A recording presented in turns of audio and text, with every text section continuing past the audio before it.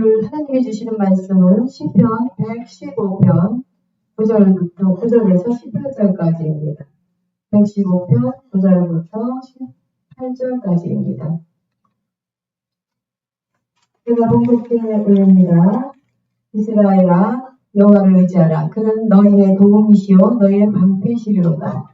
아론의 집이여 여호와를 의지하라. 그는 너희의 도움이시요 너희의 방패시로다. 여호와를 경외하는 자들아 너희는 여호와를 의지하라. 그는 너희의 도움이시요 너희의 방패시로다. 여호와께서 우리를 생각하사 복을 주시되 이스라엘 집에도 복을 주시고 아론의 집에도 복을 주시며 높은 사람이나 낮은 사람을 막론하고 여호와를 경외하는 자들에게 복을 주시리로다. 여호와께서 너희를 곧 너희와 너희의 자손을 더욱 번창하게 하시기를 원하노라. 너희는 천지를 지으신 여호와께 복을 받는 자로다. 하늘은 여호와의 하늘이라도 땅은 사람에게 주셨도다. 죽은 자들은 여호와를 찬양하지 못하나니 적막한 데로 내려가는 자들은 아무도 찬양하지 못하리로다. 우리는 이제부터 영원까지 여호와를 송축하리로다. 할렐루야. 네. 이 시간에는 지금 현의 자녀가 하나님께 영광을 드립니다.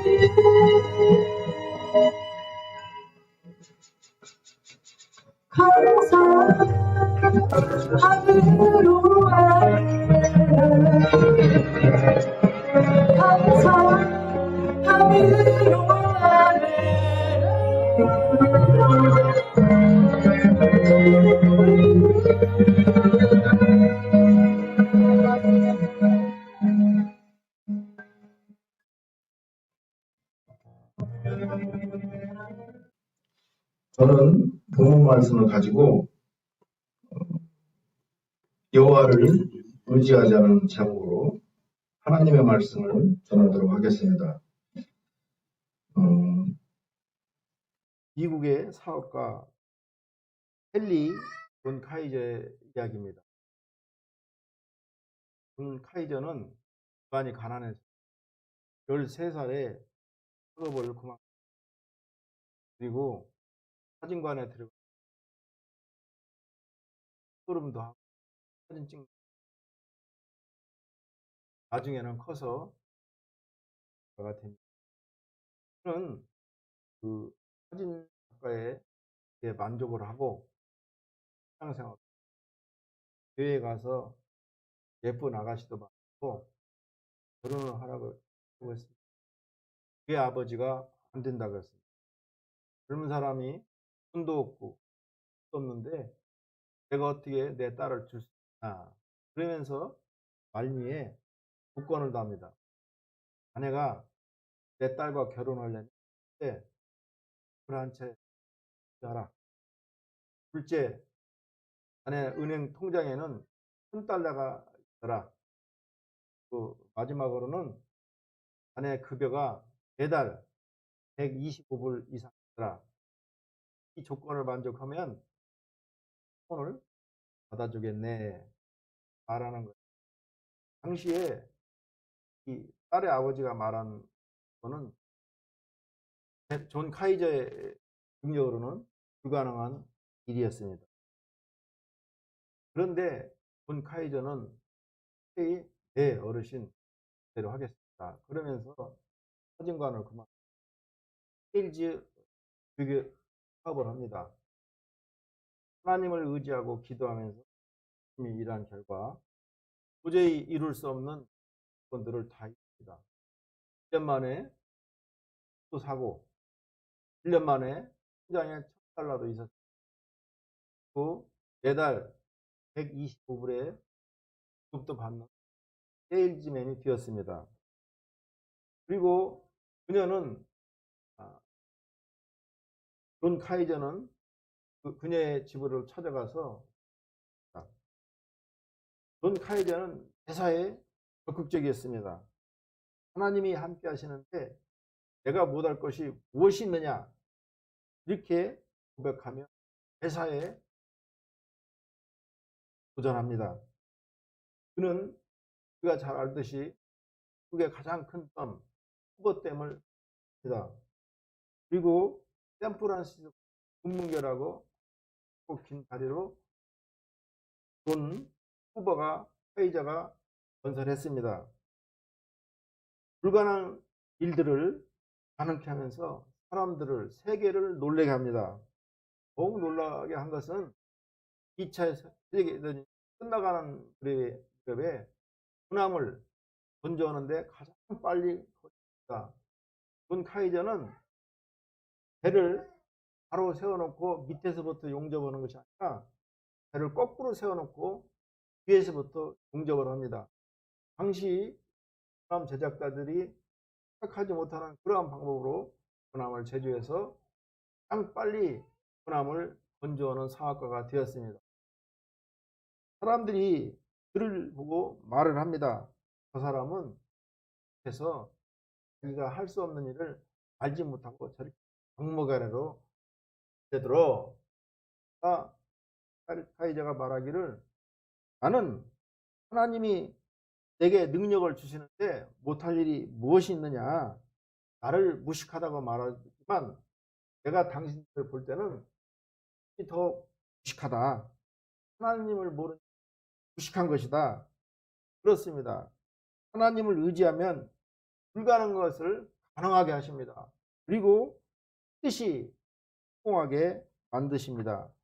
일본의 여가개발센터가 국민 정신생활에 미치는 설문조사를 했습니다. 설문지에 이러한 내용이 있습니다. 당신은 정신적으로 무엇을 의지하고 사십니까? 이런 물음이었는데 나 자신의 생활 철학을 의지한다가 52%, 회사나 직업을 의지한다가 29%, 가족을 의지한다가 9%, 상당히 적네요. 종교를 의지한다 9% 이렇게 조사되었습니다. 여러분들이 이러한 설문을 받는다면 어떻게 답변하시겠습니까? 의지할 때가 있다는 것은 우리가 삶을 살아가는데 의지가 되고 힘이 됩니다. 의지가 약한 사람들은 어려움 앞에서 때를 쳤습니다.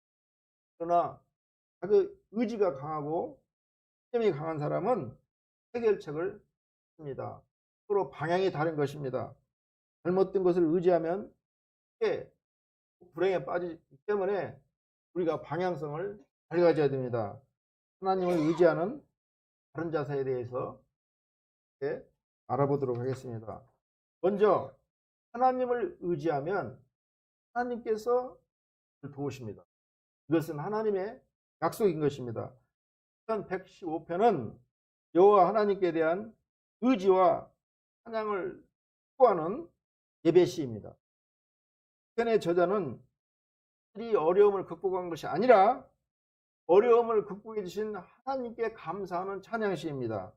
또 저자는 백성들과 아론의 집에 대해서 어려움을 당할 때 도와주신 하나님을 의지하라고 권면하고 있습니다. 여호와를 의지하는 자에게 복을 주시되 이스라엘의 집과 아론의 집에 복을 주신다고 강조하며 선포하는 것입니다. 복은 히브리어로 바라크입니다. 그래서 우리가 히브리어를 잘 알아야 돼요. 저도 번역할 때 히브리어의 하타가 공알거리다, 암송하다는 얘기인데 미국 사람들은 그걸 메디테이션, 묵상하다로 번역했고, 그 메디테이션을 감리교인들이 인천에 전도할 때 그대로 묵상하다로 한 거예요. 그건 진짜 잘못된 거예요. 묵상을 암송하다는 얘기예요. 묵상하면 귀신이 임하는 거야. 그래서 이 바라크, 축복하다, 이 말은 번청과 장수와 풍부한 복을 의미합니다. 잘난 사람이나 못난 사람이라 야훼를 경외하는 모든 사람에게 하나님은 복을 주신다고 약속하고 있습니다. 그러나 이러한 약속을 받은 이스라엘 백성들일지라도 하나님을 무시하고 우상을 섬기다가 쫄딱 망하고 맙니다.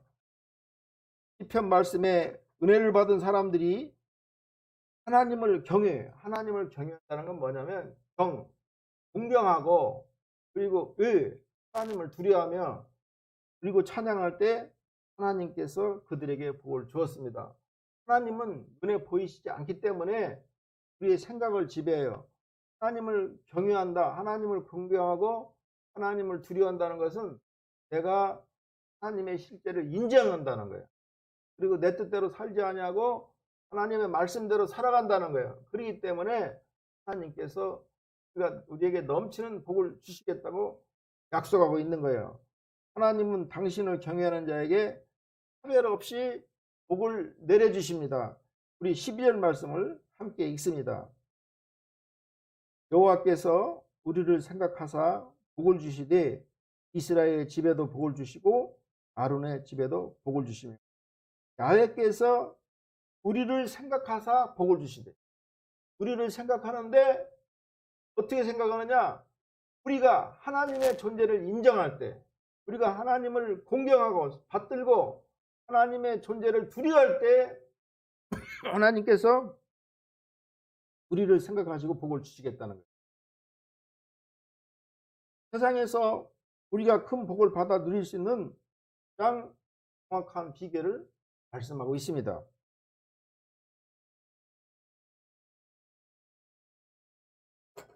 사람들은 누구나 복받기를 원합니다. 복받기를 원치 않는 사람은 아무도 없습니다. 그렇지만 모든 사람이 복을 받기 원하지만 원하는 만큼 복을 받아 누리는 사람은 얼마 되지 않습니다. 소수에 불과합니다. 오히려 많은 사람들이 어려운 생활, 박복한 삶을 살아갑니다. 나는 영하 16도, 영하 10도에 그 어르신들이 허리를 구부리면서 아침 새벽에 종이박스를 주는 걸 보며 너무나 마음이 아픈 거예요. 사실 그분들이 돈이 없어서 그런 거 아니에요. 자식들을 의지하다가 자식들 잘 되라고 돈을 다 주다 보니까 정부에서도 도움 못 받고 박스 주는 거예요. 자식을 의지해서는 안 돼요. 하나님을 의지해야 돼요. 하나님을 경외해야 돼요. 그러할 때 그 복이 하나님이 우리를 생각하사 우리에게 복을 주시는 것입니다. 그것은 복을 받는 진정한 방법을 모르기 때문에 4시, 5시에 그 수험으로 박스를 주고 있는 것입니다. 장수험은 뭐예요? 인간답게 살아야 하나님의 복을 받아 사는 것이 복된 삶이지요. 사람들은 복을 받기 위해서 자식을 섬기고 우상을 섬기고 귀신의 힘을 빌거나 인맥이나 권서자들의 힘일부러 인생의 축복을 누리려 합니다. 그러나 이것은 결코 바르지도 효과적인 방법이 아닙니다. 어떤 이들은 이 같은 방법으로 그들이 추구한 복을 나름대로 누리기는 하지만, 그러나 그들이 누리는 복이라는 것은 잠시 사라질 뿐입니다. 요즘에 그 쌍방울의 정의장 보세요.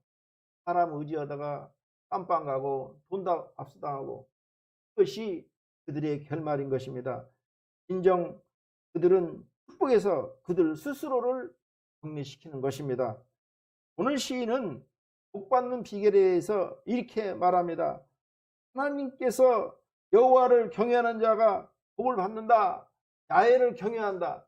야훼를 경외한다는 것은 하나님의 실제를 인정한다는 거예요.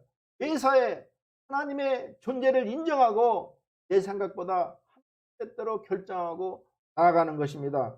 다윗은 길게 목동에 지나지 않았습니다. 그렇지만 그는 평생에 하나님을 두려워하고 하나님을 공경하며 하나님의 실체를 의지하고 나갈 때 그는 이스라엘 최대의 왕이 되었던 것입니다. 요셉의 경우를 봅니다. 그는 형들의 미움을 사서 그 애굽에 끌려간 노예 청년에 불과합니다. 그러나 그가 그 땅에서 하나님의 실체를 인정하고 하나님을 공경하고 하나님을 두려워하며 살아갈 때 그는 하나님과 동행하는 사람 살아가게 되었고 그를 당대 최고 국가의 기인자가 되게 했습니다. 성경은 그가 그를 기록하기를 하나님의 영이 함께하는 자라 이렇게 기록되어 있습니다. 또 하나님은 당신의 경외하는 자, 당신의 실체를 인정하고 매사에 하나님의 생각으로 충만해서 하나님 나가는 자에게 복을 주겠다고 말씀하고 있습니다.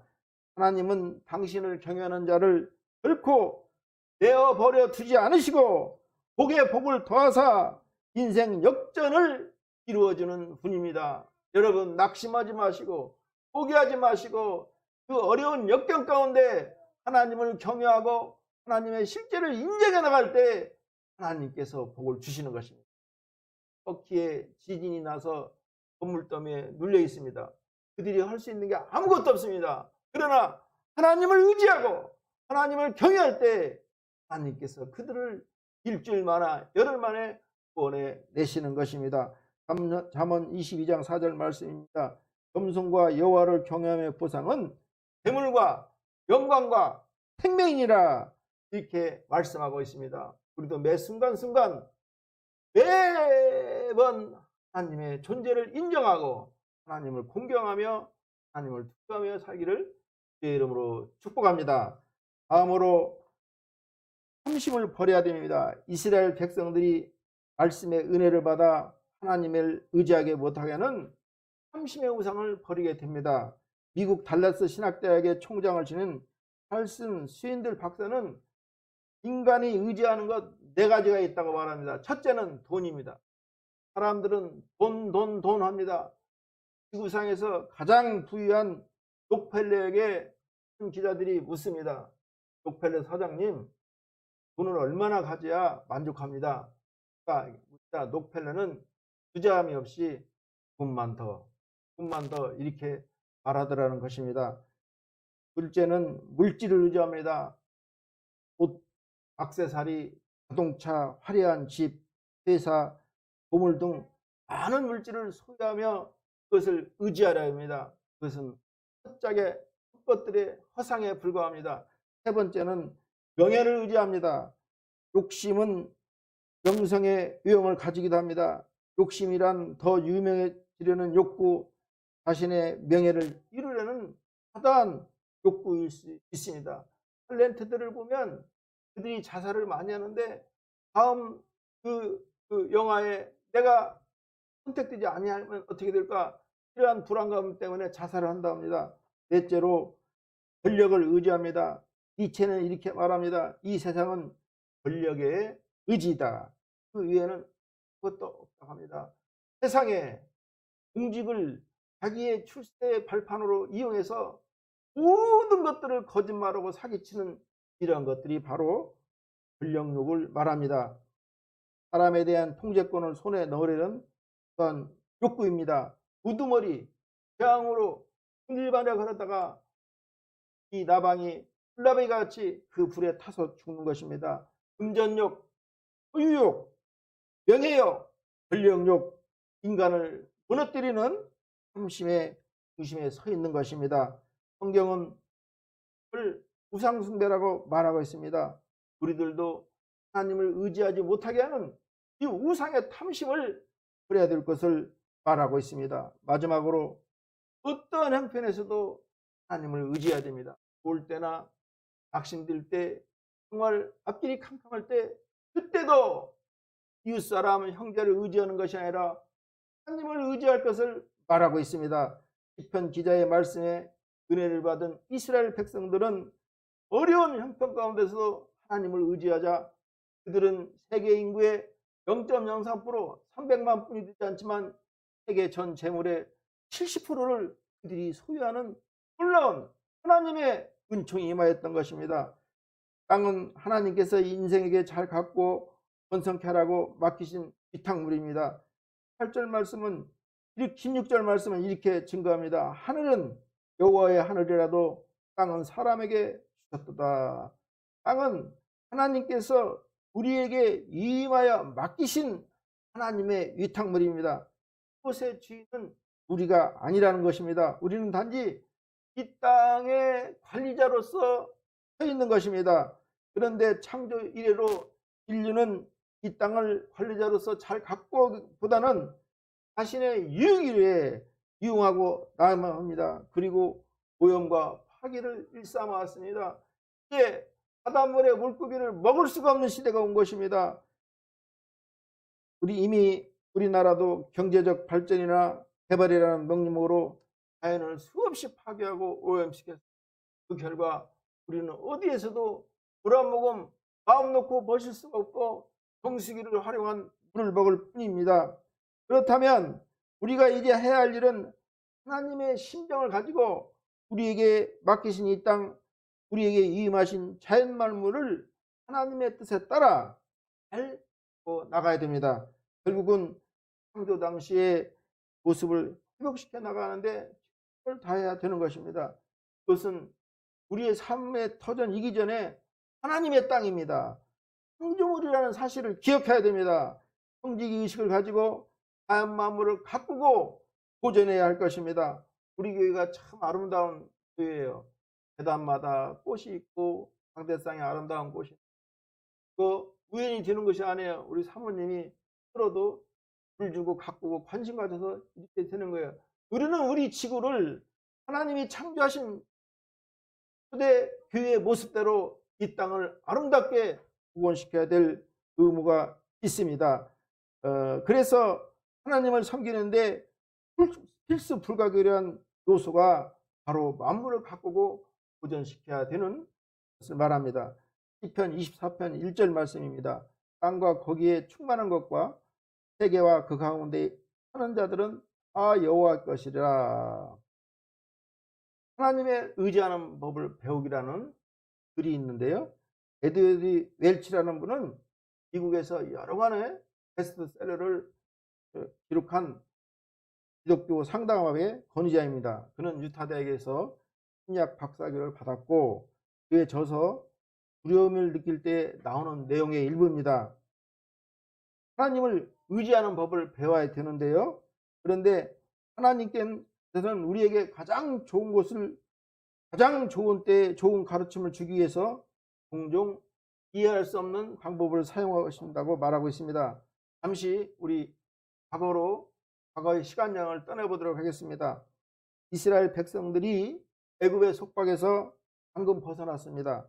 400년간 노예 생활에서 벗어난 이스라엘 백성은 애굽의 물품을 가득 싣고 온전히 하나님의 능력만 의지한 채 애굽을 출발합니다. 이후에 하나님은 이들을 범상치 않는 길로 인도하십니다.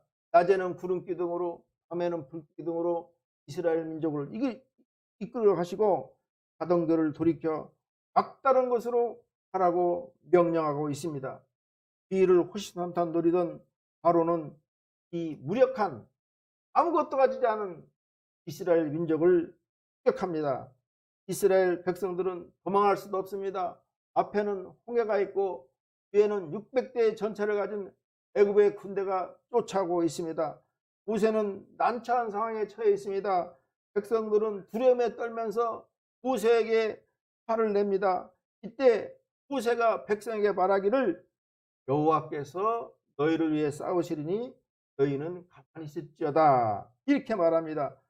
가만히 서서 보라는 것은 두려운 사람들에게는 말도 되지 않는 요구였습니다. 이들이 할 수 있는 것은 하나님이 자신들에게 하신 약속을 어떻게 이루시 나가는 것을 보는 것 뿐입니다. 하나님을 의지하는 법에 대해서 완벽히 배울 수 있는 순간입니다. 이스라엘 백성들이 하나님을 따르니 애굽의 군대는 진멸되었고 홍해 바다에 수장되는 것입니다. 이스라엘 백성들은 갈라진 홍해를 통해서 구원의 길을, 구원의 역사가 펼치는 것입니다. 하나님이 지금도 이러한 일을 행하기를 원하십니까? 그렇다면 기억해야 될 것이 하나 있습니다. 당신은 하나님의 능력이 더 크게 임한 시대에 살고 있다는 사실을 우리는 깨닫고 기억해야 됩니다. 하나님의 영이 우리와 함께하며 그분의 나라가 지금 임하에 있는 것입니다. 그러므로 하나님은 더욱 곤란한 상황에서도 우리를 구해낼 수 있는 것입니다.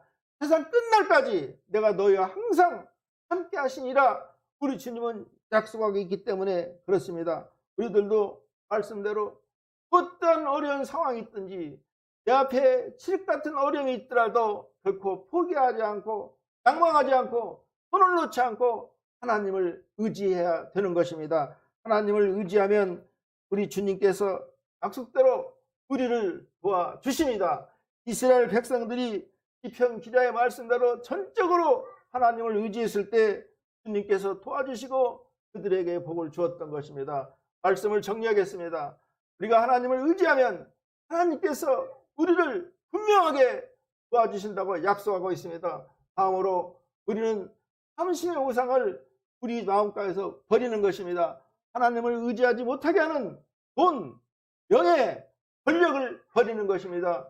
그리고 우리는 어떤 어려운 상황에서도 하나님을 절대 의지할 때 하나님께서 우리를 구원하시고 우리를 도와주시는 축복이 있기를 제 이름으로 축원합니다. 우리 찬양 부르고